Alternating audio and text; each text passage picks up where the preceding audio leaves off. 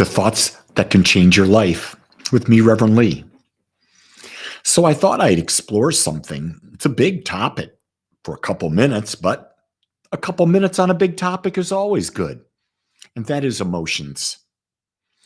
Emotions are running rampant everywhere. And people say, I want you to listen. I want to express my emotions. And so as you watch them, you got to ask the question, are our emotions a blessing or are they a curse? It's a very interesting question to ask. And here's the key thing. We go around, we start talking about, I've got to share my emotions with others. And I question that. I question that because here's what I understand about emotions. Number one, what you're feeling is telling you something. It's telling you, are you on your designated path, the one that you believe you should be on, or are you off of it? You normally feel bad if you're doing something that's not in integrity with what you want. And you feel good when you're doing something that is integrity with what you want. So it's real interesting if you look at that. Well, I don't really have to share that with anyone. Why would I need to share? I'm feeling this, feeling that. No, it's an inner sign to me. Here's another aspect of emotions. The emotions that we put behind our thoughts give our thoughts power. Doesn't matter whether they're thoughts that we call positive. If we put our emotions behind positive thoughts, we'll generate those results. It's the power, it's the juice behind it. It's the fuel that feeds the engine. But if we're having negative thoughts, thoughts of lack, thoughts of illness, and we put a lot of emotion behind it, guess what? We're going to get that experience. So are they a blessing or a curse? They're neither. They're simply something that we, when we become aware, can choose to use. We can choose to use them to guide us. We can choose to use them to empower us. Or we can choose to use them to let us go rampant with no guidance. Or we can not choose to use them and attach them to things that we don't want and create even more of a negative experience.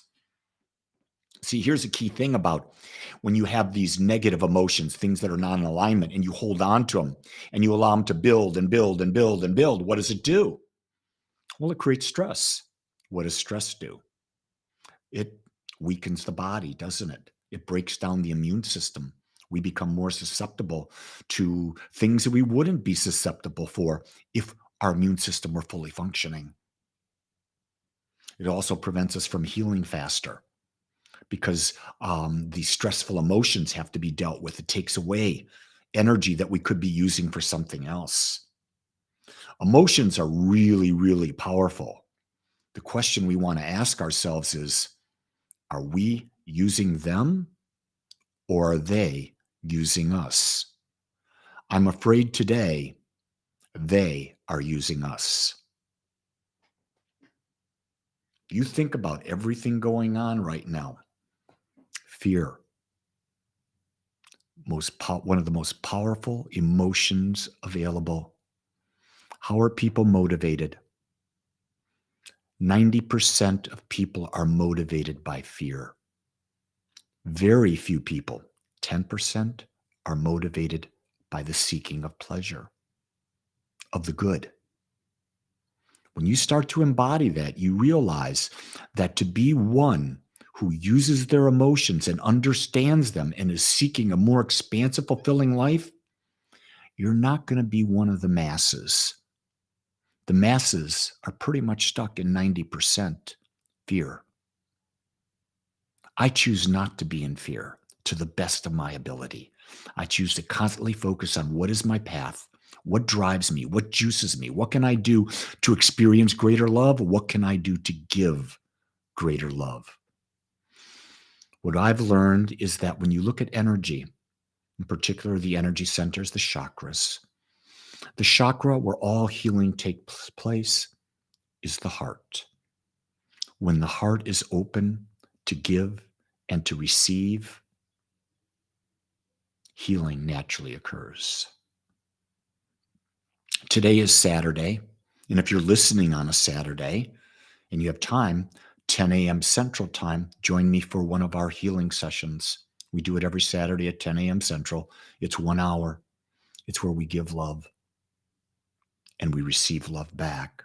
And in the process, we help others heal and we heal ourselves. Isn't that the way to use emotions?